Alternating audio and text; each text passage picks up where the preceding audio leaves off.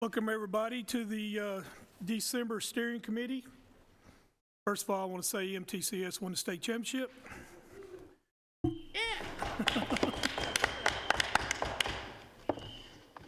Got a lot to get to, so let's stay with our agenda, and I want to call on the Vice Chair, approve our minutes. Mr. Chairman, I have read through the minutes. I haven't found any problems, and I'd like to move for their approval. I have a motion. I got a second? Second. A second. All those in favor say aye. Aye. All those opposed? Let's move on. We have two people that want to speak on public comments.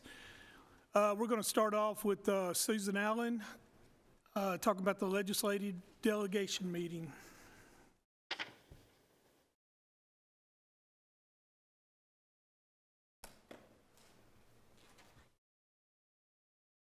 My name is Susan Allen. I live on Nelson Lane in Murfreesboro. I'm here tonight on behalf of the Rutherford Neighborhood Alliance.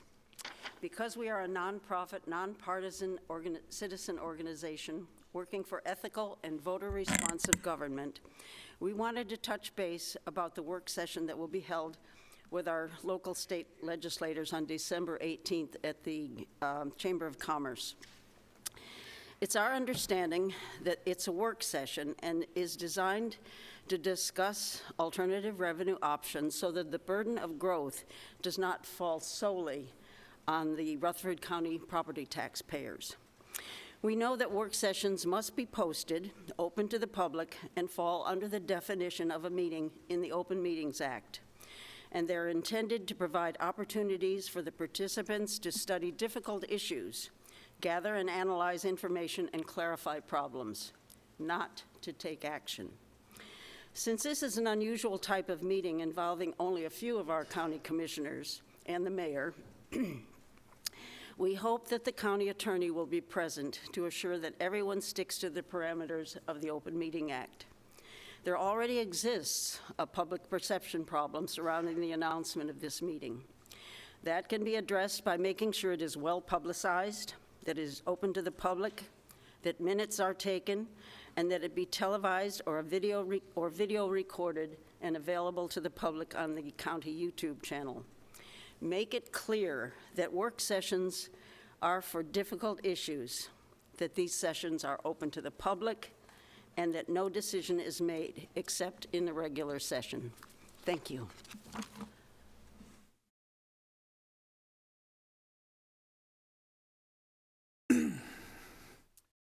Next is Frank Lambert.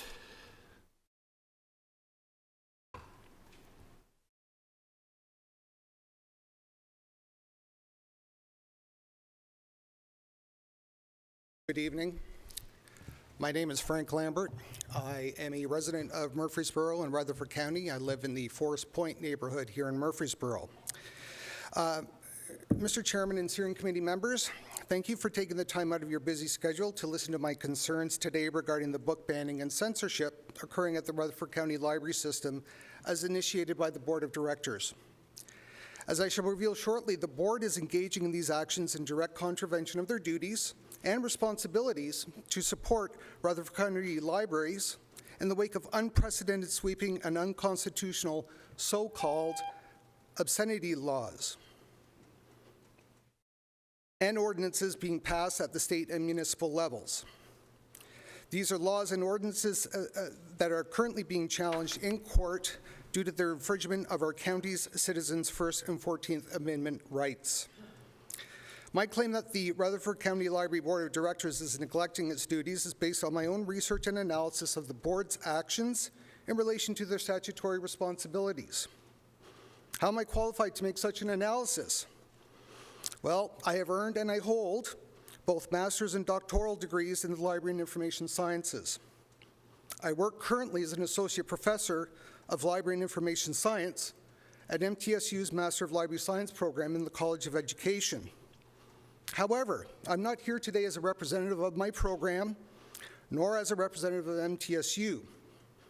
I'm here in front of you this evening as a very concerned citizen of Murfreesboro and Rutherford County because the Rutherford County Library Board is acting in direct contravention of their statutory duties as outlined in the Tennessee State Library and Archives and Secretary of State Trey Hargett's publication, A Comparison of Responsibilities, Local Library Board of Trustees, Local Library Director, Regional Library, and Friends of the Library, a copy of which I would like to leave with you, Mr. Chairman, for you to consider and share with your steering committee colleagues. In it, I would ask that you consider the particular responsibilities in which the Rutherford County Library Board is not engaging. The one responsibility being ignored most egregiously that I will highlight is, in my view, one of the most important ones, that the Rutherford County Library Board should, and I quote, establish a collection policy and review it annually, and endorse the Library Bill of Rights, the Freedom to Read Statement, and the Freedom to View Statement written by the American Library Association. It is quite clear to me that our county library's board of directors is negligent in its statutory responsibilities. I would urge that the steering committee investigate the board and insist that they work within their statutory boundaries. I will add that I do know how this board works, as I served on it myself for 6 years as the Rutherford County representative. The Rutherford County Library Board should be supporting the library's obligation to present all types of information to its constituents, despite the fact that the board chair, Steve Sullivan, declared just recently in the media that our library should not represent all communities, in other words, taxpayers, within Rutherford County.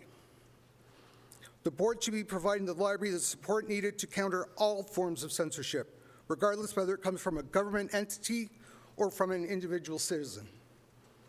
Thank you for allowing me to express my concerns, and I look forward to continuing to share them with you in the future.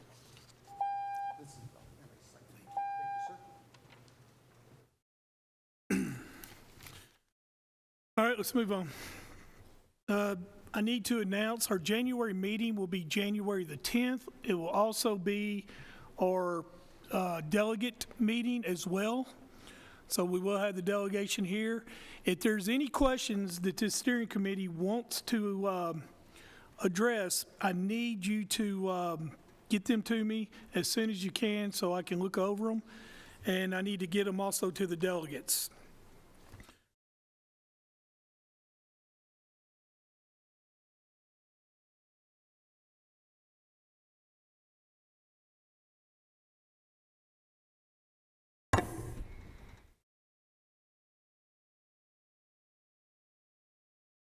Okay. Let's move on. Next, we have the appointment for our judicial commissioner. And is Guy Dotson here? Mr. Dotson, come on up. How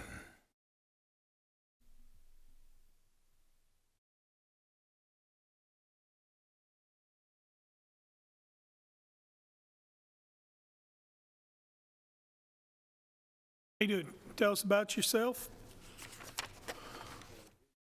My name is Guy Dotson.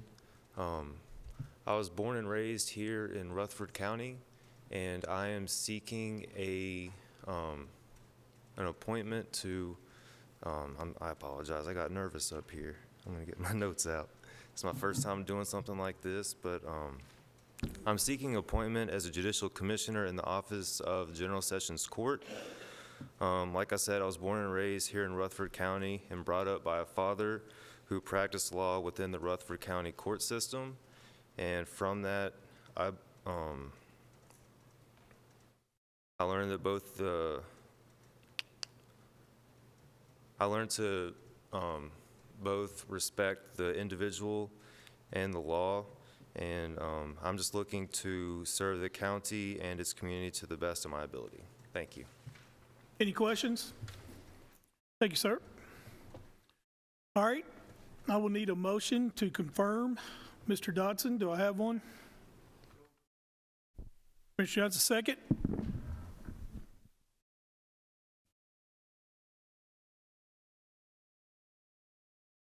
Second. All those in favor say aye. Aye. All right. Let's move on. Next on the agenda is to confirm reappointment of 2 Correctional Work Center Board vacancies for a 2-year term, January 2024 to January 2026. We have Mr. Asbury, Robert Asbury, for reappointment. And we have Francis Mosby for reappointment. So do I have a motion to confirm? Commissioner Cush, Chairman Cush, second. Chairman Rather. I'm sorry, Commissioner Rather. All those in favor say aye. Aye. Opposed? Congratulations. Let's move on. Next, we need to confirm our Agriculture Advisory Board vacancies. 1 farm woman, 1 farm man, and 2 county commissioners. We have no applications for a farm woman. We have 1 application commissioner we had 2 commissioner openings. We have 1 commissioner. I'm going to go ahead and announce for next month an open position for a commissioner on this agricultural board. And like I said, we only have 1 applying. We have 2 that are applying for farm man. So I'm going to get to those first. And is Mr. Jernigan here? No. Is, I think Mr. Lux, are you here? Mr. Lux, come on up.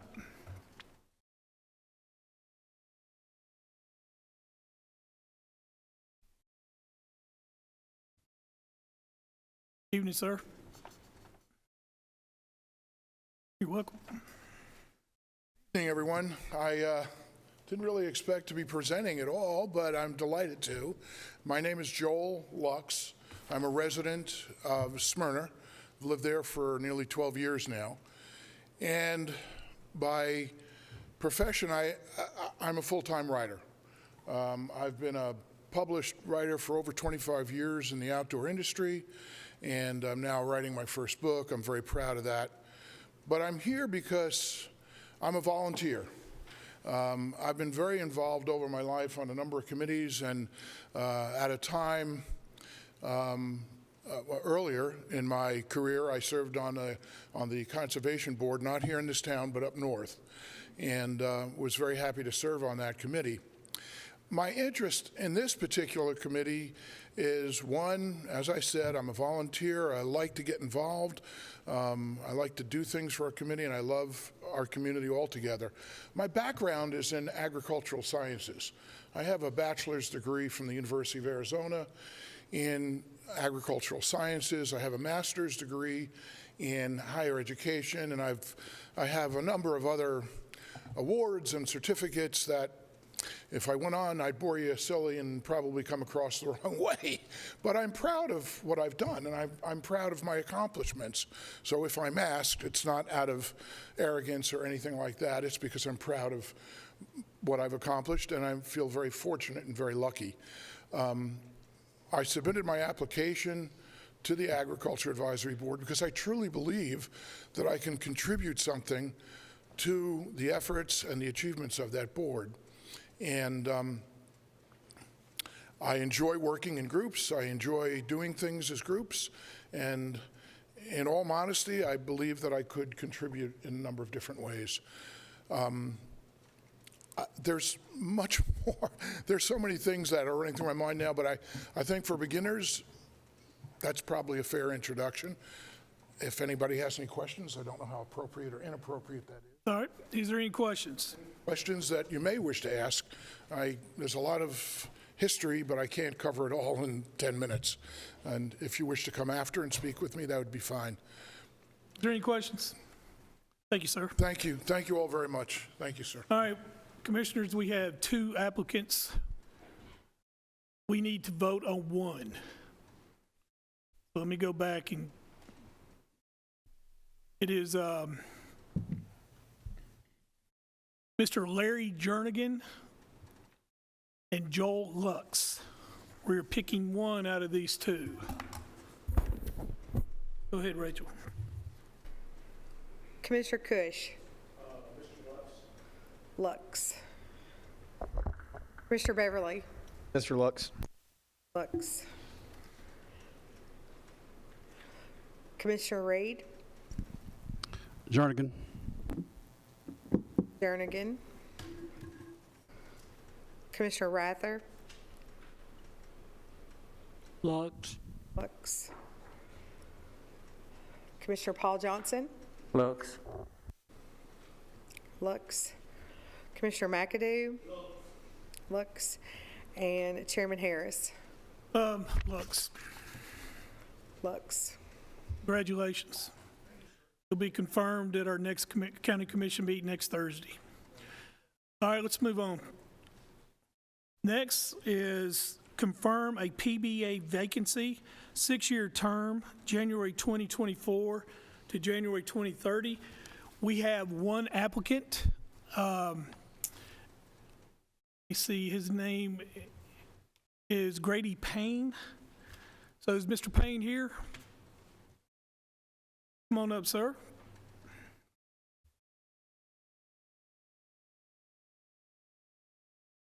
Doing good. My name is Grady Payne. I've been in Rutherford County since 1998, and I manage the local F&M bank here in town. Chamber diplomat for going on 3 years, and just newly appointed to the Greenhouse Ministries Board. Want to serve our community a little bit more in depth. Do we have any questions? Thanks, sir. All right, we have one applicant, one open spot. So do I have a motion? Actually, I don't need a motion. We're going to go ahead and confirm with a yay or nay. So all those in favor to confirm? Yay or nay? Aye. Okay. All those opposed? Congratulations, sir. All right, let's move on. Resolution concerning growth. This is a resolution that's been brought to us and for discussion. I am going to read this best I can. I do not have my glasses, so forgive me. Whereas growth should pay for itself and should be shouldered by those seniors and working poor who can least afford the increased property taxes it brings. Whereas Rutherford County is and continues to be the fastest growing county in Tennessee and the 43rd fastest growing county in the United States, with over 9,000 new residents every year coming to our community.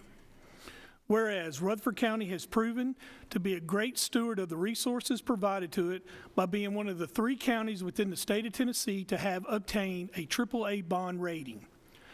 Whereas the citizens of Rutherford County for far too long have been given the burden of paying for new development by ever-increasing property taxes with little benefit associated with the expansive new development. And whereas Rutherford County Planning Commission and the Planned Rutherford Committee have embarked on a comprehensive plan known as Plan Rutherford to create a vision for Rutherford County future and to address that currently under Tennessee law, the growth it has experienced and will continue to experience does not pay for itself. Whereas in 2006, the Tennessee General Assembly enacted the County Powers Act, which provided the authority for counties to enact a limited adequate facilities tax, which has proven to be woefully inadequate in meeting the demands for additional services the county has experienced. Whereas, according to the Tennessee Advisory Commission on Intergovernmental Relations in 2022, the Rutherford County facilities tax only generated $5,484,390 to educate 49,340 students, which equated to only about $111 per pupil. And in comparison, Williamson County generated $30,860.90 cents. Is that 30 million? Sorry, Mayor Carr. $30,860,909 for 41,980 students, which equated to about $735 per pupil. And Wilson County generated $16,936,412 for 19,600 students, which equated to about $864 per pupil. Whereas, because of the growth in Rutherford County's Powers Relief Act of 2006 has strangulated the county's ability to fund, apart from property taxes, infrastructure improvements, expanded adequate school facilities, and necessary emergency services and other services within the county by expressly forbidding the county to enact an impact fee or development tax. Whereas, astonishingly, the municipalities within Rutherford County are authorized to exercise an impact fee, and Murfreesboro, Smyrna, Laverne have found it necessary to impose impact fees on new development to provide their constituents with the necessities of life. Whereas Rutherford County desires to be given that same opportunity afforded to municipalities within the county in determining how to best fund infrastructure improvements and the expansion of the adequate school facilities and necessary emergency services and other services necessitated by the accelerated growth. Whereas it is unconscionable to continue the scheme of forcing property taxpayers of Rutherford County to fund infrastructure improvements, school facilities, and the expansion of emergency services and other services caused by accelerated growth with more property tax. Whereas Rutherford County Commission deems it to be in the best interest of Rutherford County and its citizens to request that Rutherford County State Delegation continue to support the needs of all our constituents by supporting legislation that would provide Rutherford County the same options granted to municipalities within this county and to neighboring counties when it comes to funding infrastructure improvements and the expansion of school facilities and necessary emergency services and other services necessitated by the accelerated growth, and currently place the burdens of the growth where it belongs and not on the backs of Rutherford County taxpayers. Now therefore be it resolved by the Rutherford County Board of Commissioners respectfully request the Rutherford County State Delegation sponsor and fully support legislation to empower the Commission with the same authorities granted to the municipalities within Rutherford County as it relates to impact fees or development taxes. The Rutherford County Commission must be allowed to govern in the most conservative manner and consistent with other counties and municipalities within Rutherford County in order to meet demands of growth while protecting the property taxpayers of our great community. All right, this is the resolution that is being presented to us. We need to discuss this. Is there any questions on this? Yeah, we need a vote. Motion. Is there a motion to approve this? So Is moved. there a second? All right, any discussion? All right, roll call. Send it to the full commission. commission. Yes, sir. Commissioner Beverly, Yes. Commissioner McAdoo, Yes. Commissioner Rather, Yes. Commissioner Paul Johnson, Yes. Commissioner Reed, Yes. Commissioner Cush, Chairman Harris. Yes. Motion passes. All right, next is our lobbyist report with Will. He's not here. He couldn't make it, so I'm going to forward that on to next meeting for next month. Next up is Sonia Stevenson for our HR report.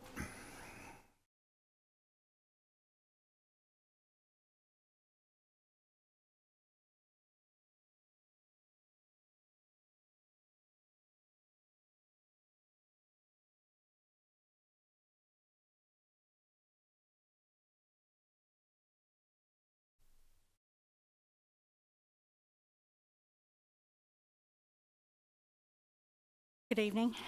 I apologize, I didn't get this on SharePoint tonight. That's why you're getting it in a paper copy. So anybody who would like a copy of this can just email me and let me know, and I'll make sure that you get one. Some of the biggest activities that took place in the month of November is we had 8 different cases that needed accommodations in the courtrooms that we assisted with from an ADA perspective. From our personnel changes, we have 10 people who are actively in the military this month, and so that's an increase from the prior month where we had 8 individuals out on active service. We haven't done any audits this month. We We're in the process of having our records scanned to an electronic process, and once that happens, we'll pick up auditing records again. The Benefits Department, we had 16 different activities that took place, with the largest one being TCRS applications, where we reviewed those. We had 6 during the month. Community involvement, the biggest activity was United Way. That was included some wrap-up from the chili cook-off and our chili cook-off that took place here on the courthouse lawn. Events, one of the biggest events we had that the county participated in, and I hope some of you had the opportunity to come out for the event, was the Christmas tree lighting this past Friday night. I think it was a very successful event. Lots of people were there, thousands of people were there. And then we also had the chili cook-off in November, and we had 255 people participate in that event as well. For our leave process, the largest leave we have right now is our FMLA. We have 93 active FMLA cases in the county, and we have 24 individuals who not only were active duty, but were on weekend duty as well with the military. Legal services, those are just concerns that may come into our office that we review, whether it be somebody who's asking for an ADA accommodation or other type of concerns that come into the office. Offboarding, we offboarded 13 individuals this month, and I want to say on the information that pertains to new hires and people leaving the county, I know that I mention this each month, but this report is updated as of the last payroll, and so payroll wasn't completed until this coming Friday for the remainder of these records, so some of these will be updated in the following month. But we had 13 resignations, and we also submitted 13 exit interview questionnaires for individuals to complete. For onboarding, as of November 27th, that was entered into our payroll system, we had 19 new hires. There are considerably more new hires that will be added to payroll this week. We had 70 salary evaluations, which tells me close to 70 individuals will be starting in the month of November, December. Policy changes, we had 3 new job descriptions and several revisions during the month of November. Promotions and activities, these are just special events that, whether it be Dollywood or Nashville Shores or Kentucky Kingdom, any of those individuals offer our employees benefits. We had 13 of those this month. Recruitment, we received 471 applications. We submitted 90 declination letters, conducted 96 interviews, and had 18 job postings. Reports and surveys, we did 23 background reports. We had 330 open records requests, 74 Title VI requests, 11 turnover reports, and various other reports that we completed during the month. We had 98 requests for interpreters in the court process, and that is slightly down from the month prior. Let's see. Evaluation and testing. These are all the pre-employment testing items that we do, and we had 124 of those this month. And our training, the biggest training category is we are doing some specialized training in some of our departments, and one of the ones that we've started with is PAWS, and so we've trained 29 individuals in PAWS, and we are also in the middle of our sexual harassment quarterly training. That concludes the snapshot report.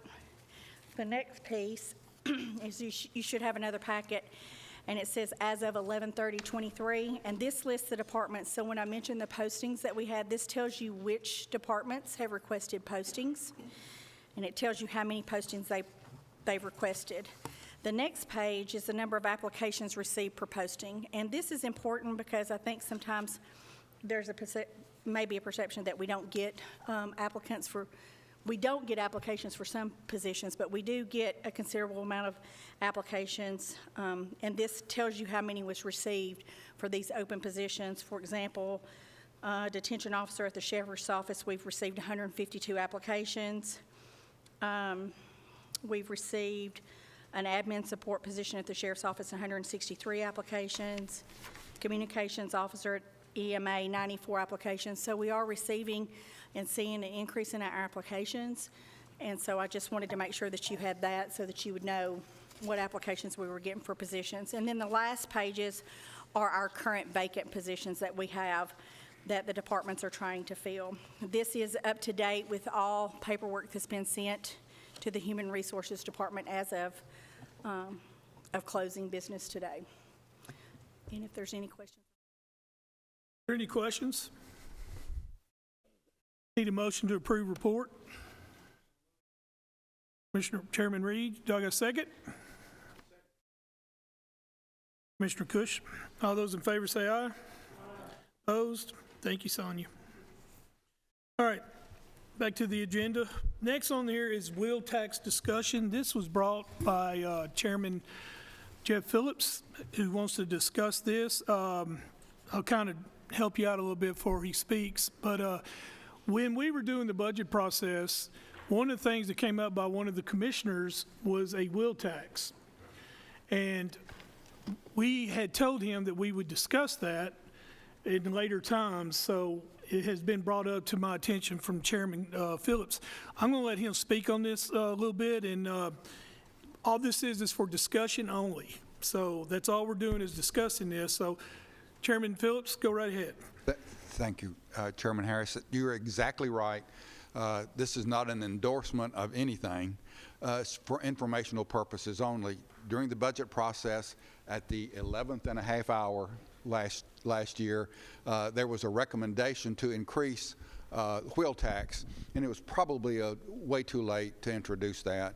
So during that process, we decided that the thing to do would be to introduce those two pieces of alternative taxes for discussion, turn that discussion or that item over to the Budget Committee so that they would have all the information they need as they enter the budget process for consideration. Once again, it's not an endorsement, it's just the procedure of the process that we need to go through.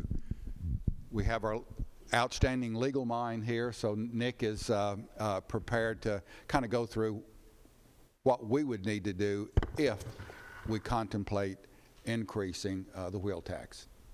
You, Commissioner, you must have got the check in the mail that I delivered to you yesterday for that compliment. Just careful, Susan Allen's here.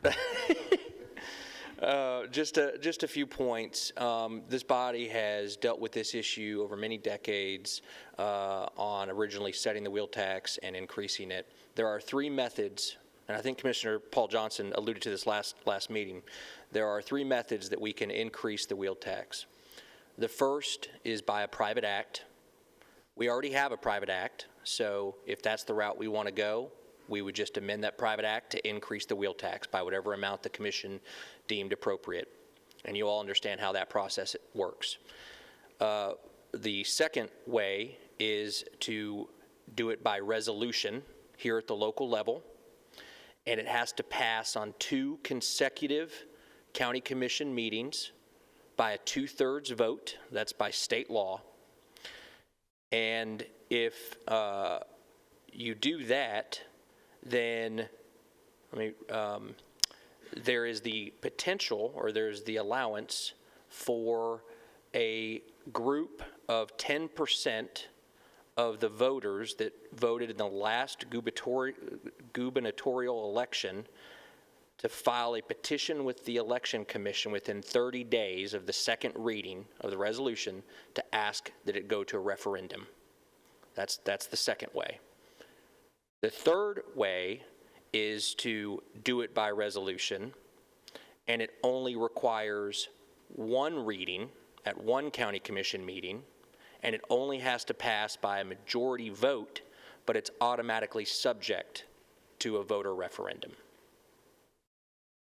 I can rehash those, but those are the 3 methods that you can do it under state law. And like I said, we already have a private act, so it may be that that would be the appropriate way to go, but that depends on what the commission wants to do.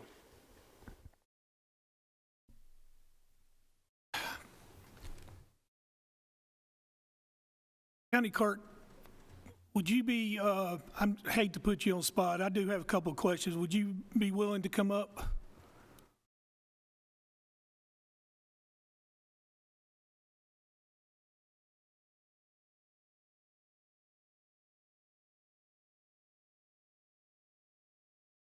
Thank you, Lisa.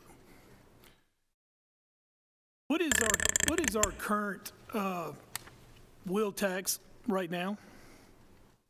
Our current wheel tax is $52.50. However, my office retains $2.50 of that, so the county portion is $50. That is for motor vehicles. Motorcycles is $27.50. Of course, we keep the $2.50, and the county receives the $25. Okay, so how much money does our wheel tax generate for Rutherford County? I didn't bring that number with me tonight, I'm sorry, like I said, I apologize, I put you on the spot. but I can tell you that as of today, we have 321,162 registered vehicles in Rutherford County, and of those, 7,945 are motorcycles. Sure. Total registered vehicles is 321,162. Of those, 7,945 are motorcycles.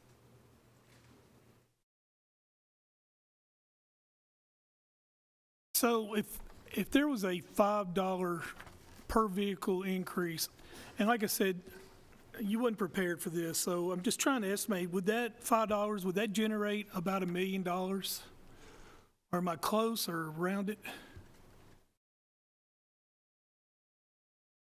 Sorry? 1.5 million? Okay. And Lisa, I guess my question, since, you know, you've been our county clerk for so long, is when you raise wheel tax, does that not send some of them to other counties to be able to get their wheel tax, their license there? Or is that something that could be a possibility? It does, and it can send motorists to other counties. As of right now, Cannon County is 25 cents cheaper than Rutherford County. Coffee County absolutely has zero wheel tax. The other counties around us are pretty competitive with us, but there are those counties within driving distance that doesn't have a wheel tax at all. Also, we can provide or get information of what county wheel tax is across the state.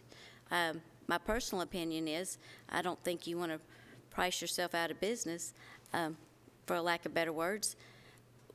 When emissions went away,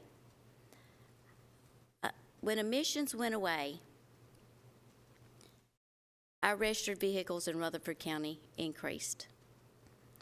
It was telling me what was happening. And I can also go a little further and talk about when the pandemic was happening. And we didn't close. Everything was done through the drive-through windows. But emissions was eliminated for just a small amount of time. Well, during that time, as I was working with the cars that were going through the drive-through window, I seen vehicles in line that had been expired for 10 years or more that was there renewing because there was not any emissions. So I'm shedding this and sharing this with you to let you know that small things like this affects the public in different ways, and it's not always in the right manner that we would like it to go in, but I did witness that, And we did increase when emissions went away.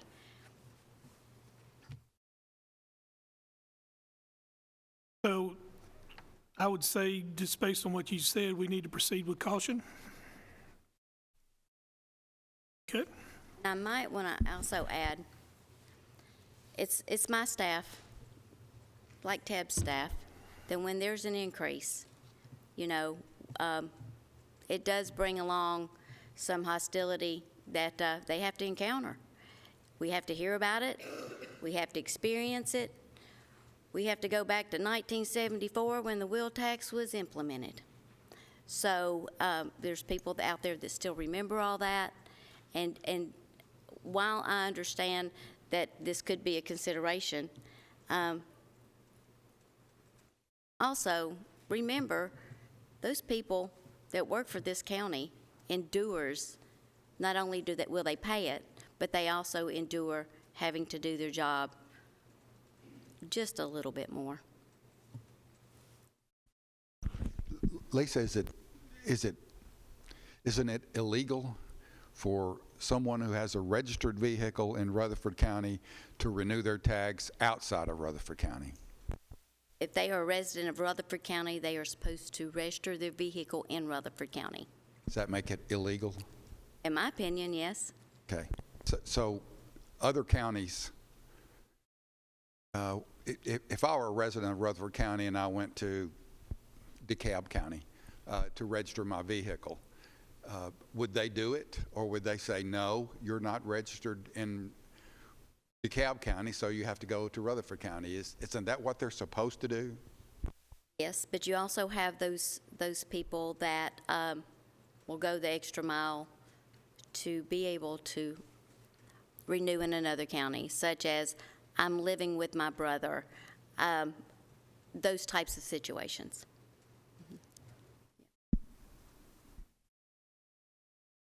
Any questions for Lisa? Commissioner Rather? This is discussion, not endorsing squat right now, correct? I said this last time we talked about it. There will be people, 100% guaranteed, that are going to go to Bedford, Coffee Cannon, Warren maybe, to renew their tax. And the convenience centers, their sign says Rutherford County residents only. Last I looked, 2 days ago. And I've seen cars from Pennsylvania, New Jersey, California, Delaware, that are dumping trash in our convenience centers. But their cars, their tags are not registered. If after a lot of discussion for quite a while, I would think, to implement the wheel tax, I go back to what I said a couple months ago, how are we going to enforce that? And the $1.5 million, I think Michael said, some of that's going to be eaten up with enforcement. And how do you enforce that? I mean, you just pull everybody over that's got out-of-state tags?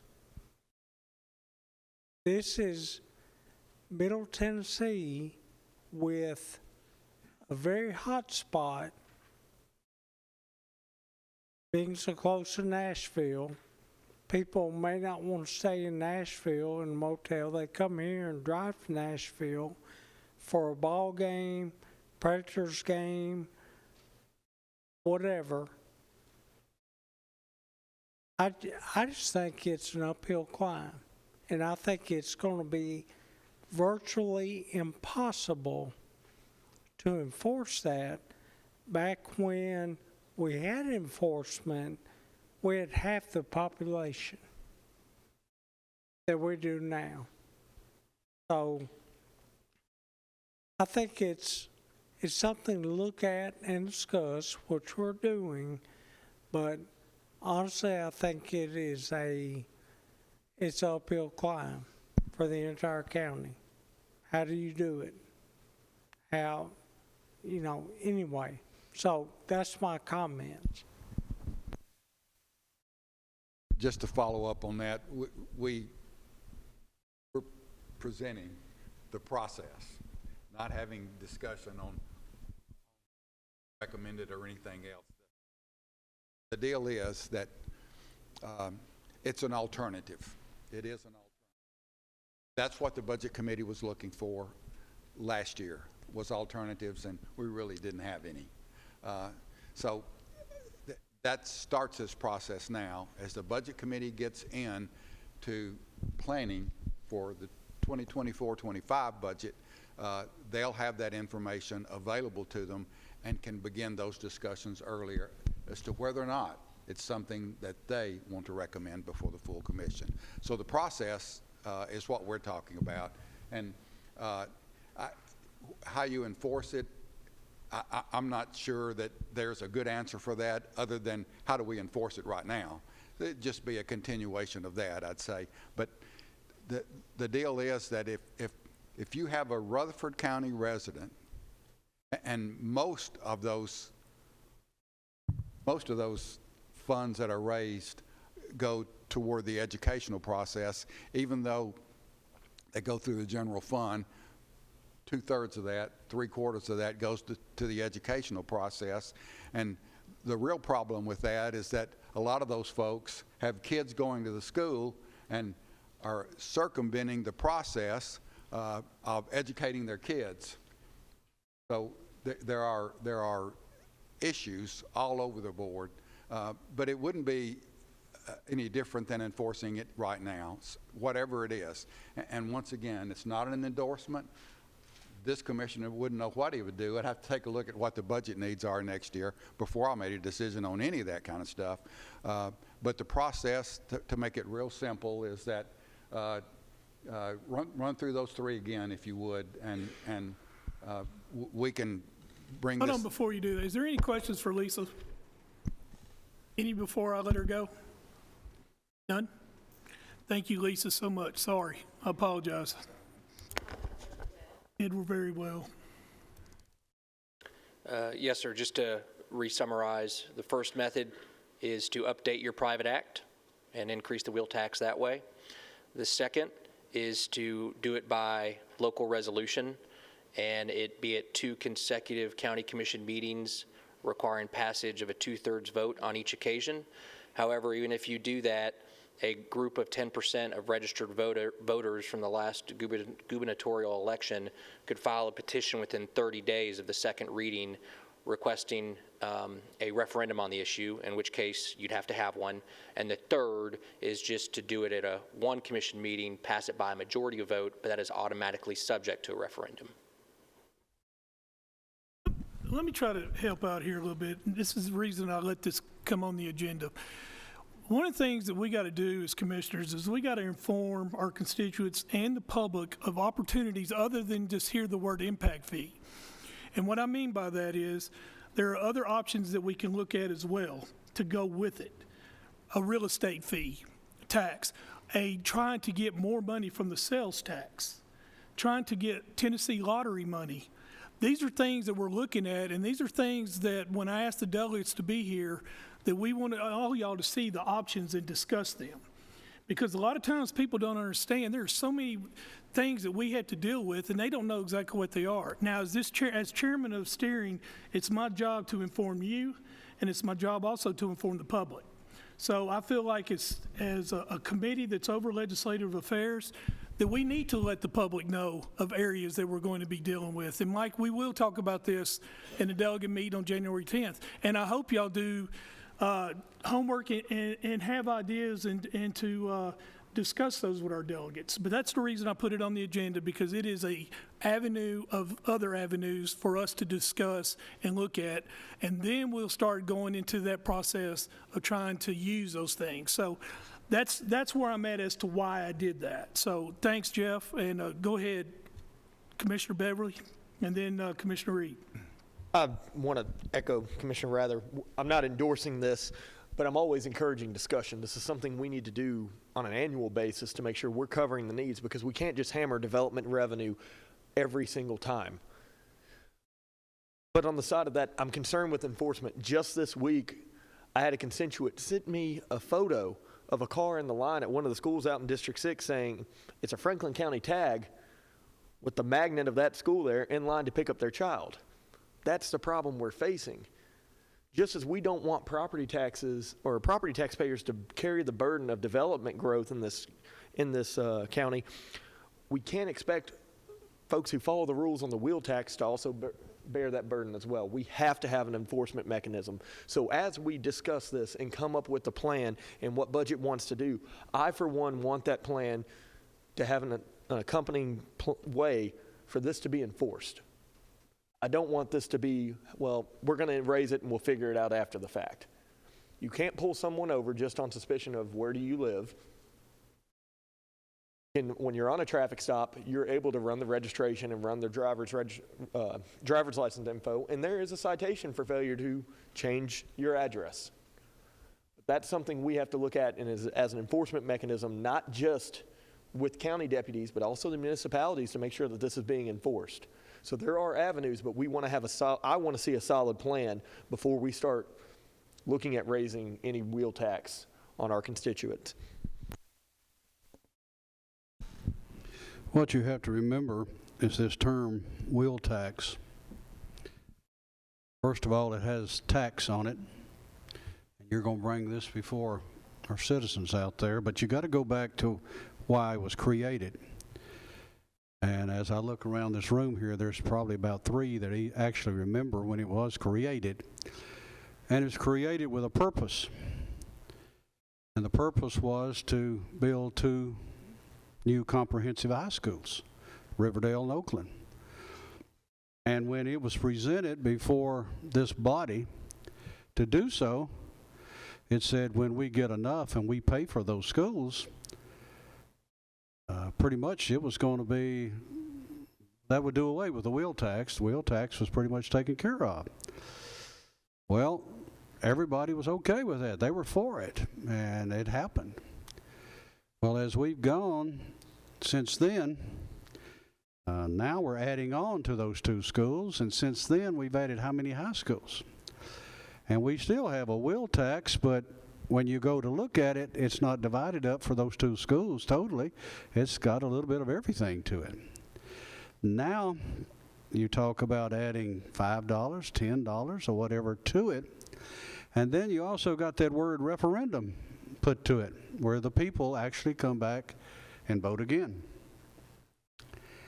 I don't know about y'all, but I remember the 4th of July this year and walking up to the Rockville 4th of July picnic and being the only, let me repeat this, the only elected official of Rutherford County that was standing there.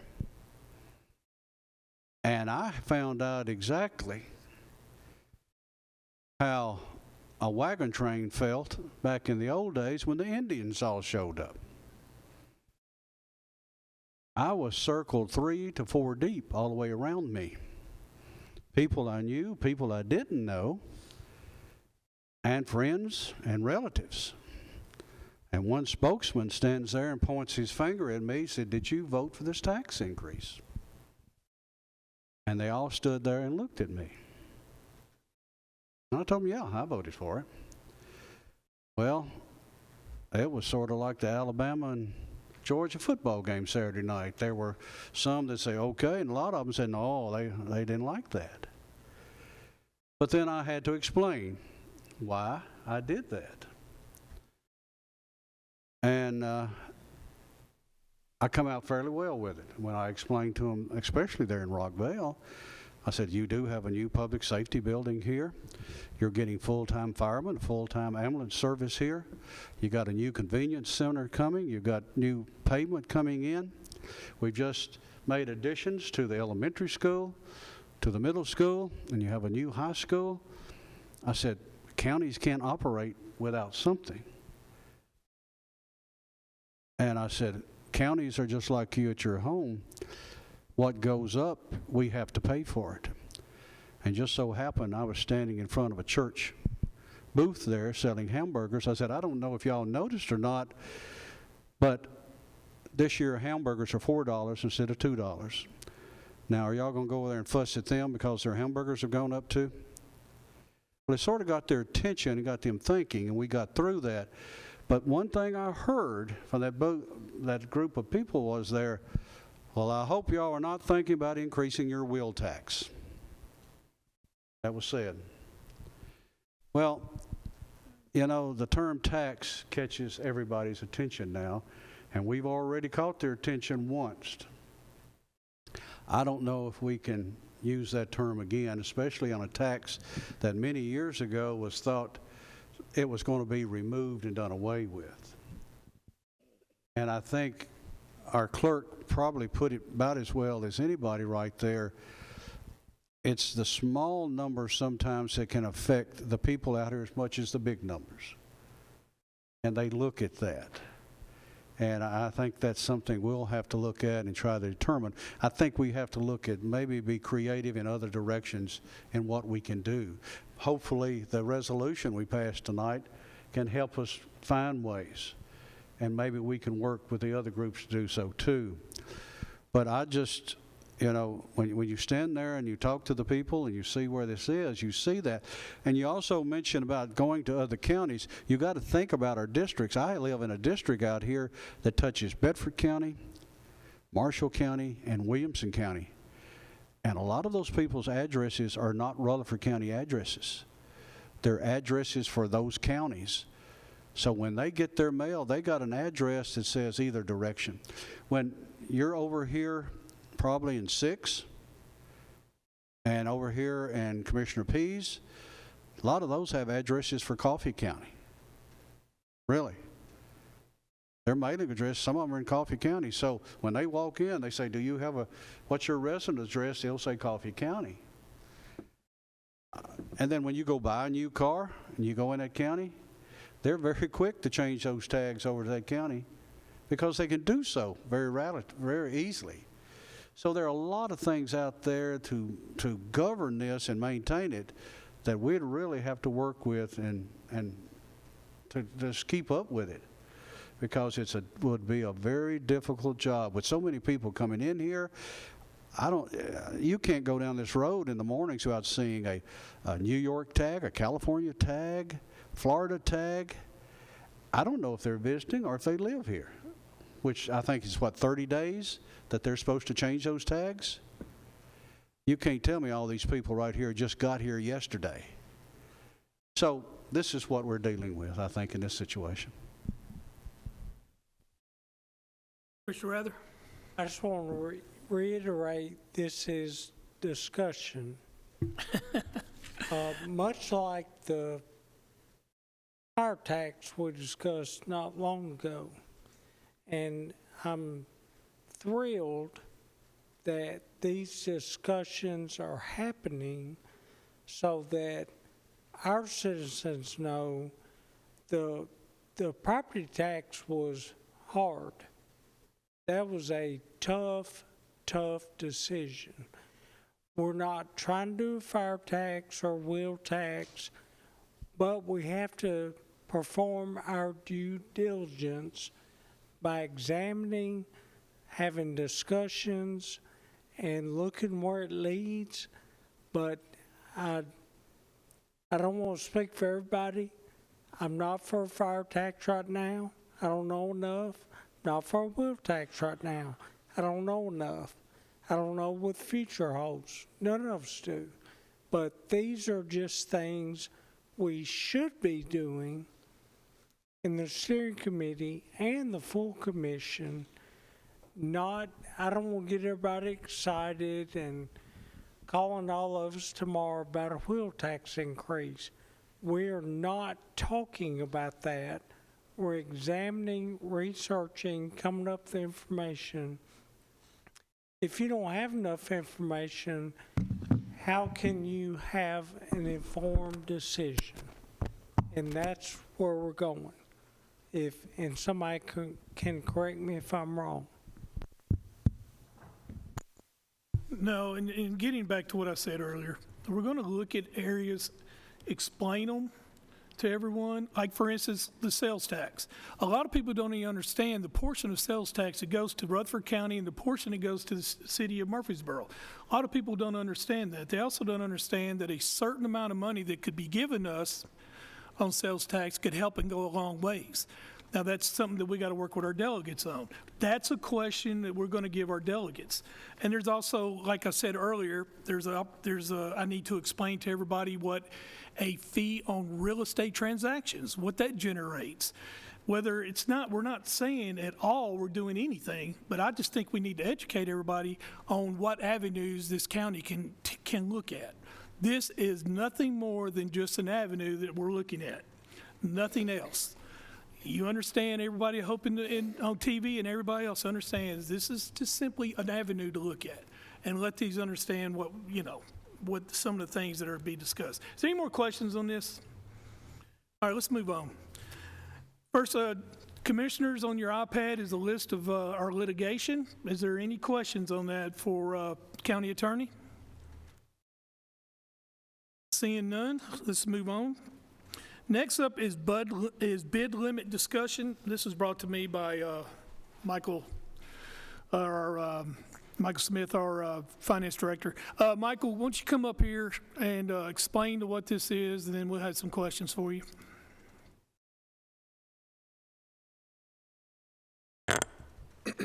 Who you are and what department you're with. My name is Michael Smith. I'm the finance director for the county. And tonight I'm here along with about 9 or 10 other department heads here.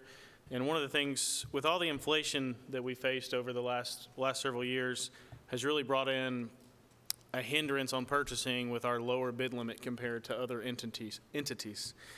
And we're unique in that our bid limit is set by private act by our county, and several other places like our school system, theirs is set by resolution. So for us to ever change our bid limit, it has to be changed by private act. And currently, our bid limit is $25,000, so everything over that, bar some exceptions, has to be bid. Whereas state law has now, it increases every so often with inflation, is now up to $50,000. And so a lot of the issues we're having is a lot of local vendors can't afford to bid, or we're having to go off a state contract and spend a little more money because we don't have 30 days to bid when it comes to like a boiler repair or a roof repair or IT equipment and things like that. And so I think one of the requests that I'm making, along with the other department heads that are here, would be to raise our bid limit to $50,000 per the state law.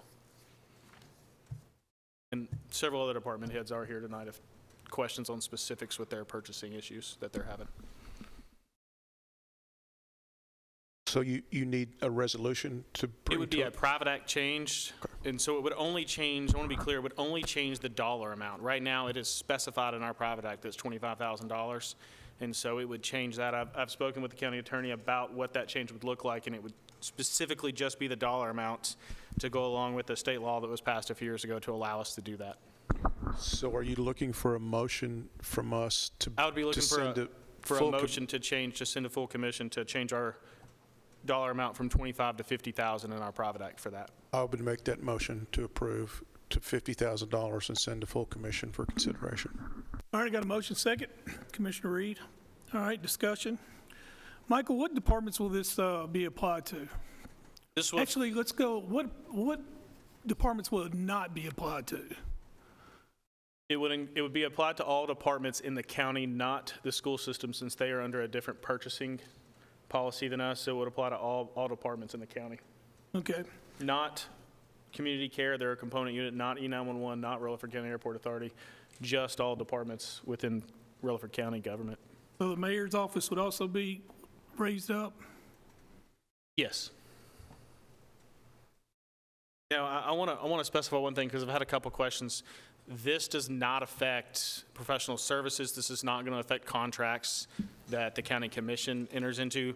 This is going to affect things like when we need to replace a boiler or a chiller or something like that.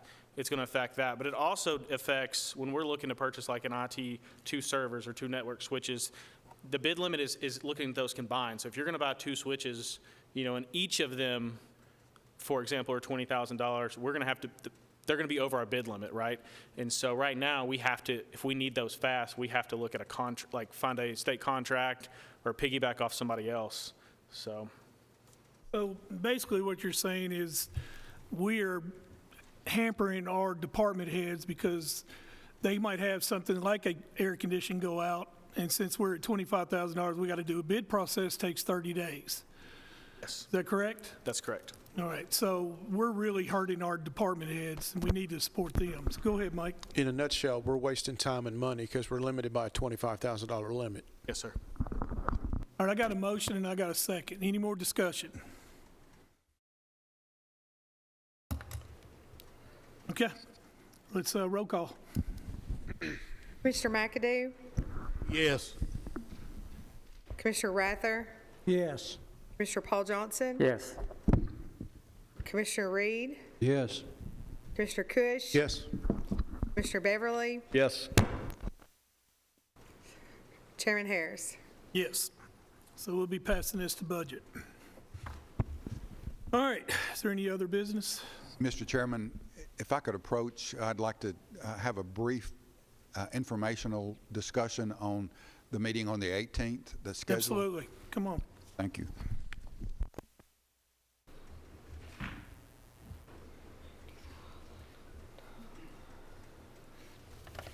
Susan Allen, when she was here under public comments, alluded to the meeting that's scheduled for the 18th at the Chamber of Commerce. Let me just say that this is not a county commission meeting. This was a meeting that was requested by members of our legislative delegation, specifically Mayor Shane Reed. And when we first heard about this thing, I had tremendous heartburn. Mayor Carr, I'm speaking for him, but I hesitate to do that. But Mayor Carr and I both had serious heartburn about this simply because of some of our limitations as it relates to public meetings and sunshine laws and those type of things. Immediate conversation with Shane Reed's cleared a lot of stuff up. It appears that, once again, the state doesn't operate under the same rules and regulations that they require us to operate under. So sunshine laws don't apply at the state level, but they do at the local level. So the purpose behind this meeting was to create conversation as to what the county needs are from a financial perspective and what we're facing immediately. So the makeup of the meeting is going to have, it would be to have Mayor Carr, Michael Smith, Jimmy Sullivan, and Will Denami discuss what those financial needs are, the immediate needs are, and then for us to have discussion as to possible alternatives to pay for that, which right now are very limited as a result of the discussion we had a little bit earlier, are very limited. This meeting is strictly for informational purposes only. The Home Builders Association, the Real Estate Association of Rutherford County are going to be there and will also hear what those needs are. The delegation is trying to get out front of the meetings of the legislative session that begins in January, instead of us having a late start to get an early start. So that conversation, in my mind and others, is a very beneficial meeting for us to share with our legislative delegations, the general public, those industries that have an interest in alternative taxes, for us to have a conversation with them. So from that perspective, I've done 180 degrees, and this meeting will be nothing but beneficial to not only us as a commission, but to the citizens of Rutherford County. It will explain what we're facing, especially immediately within the next year, and if there are potential sources of revenue to pay for that.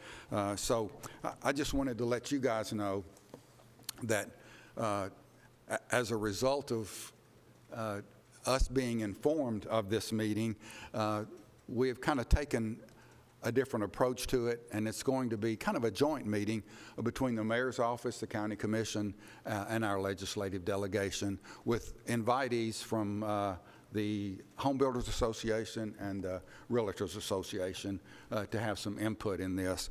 The meeting is scheduled for the 18th, which is a Monday night, to start at 5 o'clock. Another potential problem with that meeting was it's in a conflict with our Public Safety Committee meeting scheduled that exact Monday night. With some conversations with the chairman of Public Safety, which is also your vice chairman, Pettis Reed. Pettis has worked and is working to get the public safety meeting rescheduled from the 18th to the 20th, so that we can all attend that meeting and hear firsthand what goes on in that discussion process. Once again, this is not an adversarial meeting. It is not a meeting that we'll make decisions at, but it is a meeting that will get information as to what the county's facing, the requests that departments have going forward into the next year. So the meeting is not only a joint meeting, but it's also going to be advertised. It'll be in the paper this week, and also we're working on arrangements to have it televised. Since Rachel probably is going to be attending the public safety meeting on Wednesday, either she or Eric Hennessy, one will be there to take minutes of the meeting. Our county attorney has a conflict with that night, but with some arm twisting, he's trying to make some arrangements to reschedule and so where he can attend that meeting as well. So from our perspective, it's conversation. And our needs going forward will be more clearly defined the more conversation that we have. So the more we talk, the better off we're going to be, and the more informed we're going to be, not only as a commission, but our legislative delegation and our citizens as a whole. So that's what that meeting is about. Some of you have asked who's been invited other than the mayor's office and Michael Smith and Jimmy Sullivan. Initially, it was the chairman of the commission, chairman of budget, and chairman of steering, and chairman of health and ed. That's who was requested by the state delegation to attend that meeting. Phil Wilson was added to that, and if any of you have listened to any health and ed meetings over the last few months, you'll know that nobody probably knows more about the budgetary process in the school board than Phil Wilson. So he was asked to attend this meeting to be able to explain from a commission perspective what we're facing with the request that's coming out of health and ed. So that's the reason that those commissioners were invited to participate by the legislative delegation. I'll be happy to answer any questions. If you have heartburn, I've got some Rolaids, and I'll be glad to share those things with you. I have developed a lot of heartburn over a lot of things here over the last few months. But this meeting, in my mind, and in the mind of others, will do nothing but strengthen our relationship with our legislative delegation. And there are members of that delegation that are wanting to and willing to help us during the legislative process this next spring.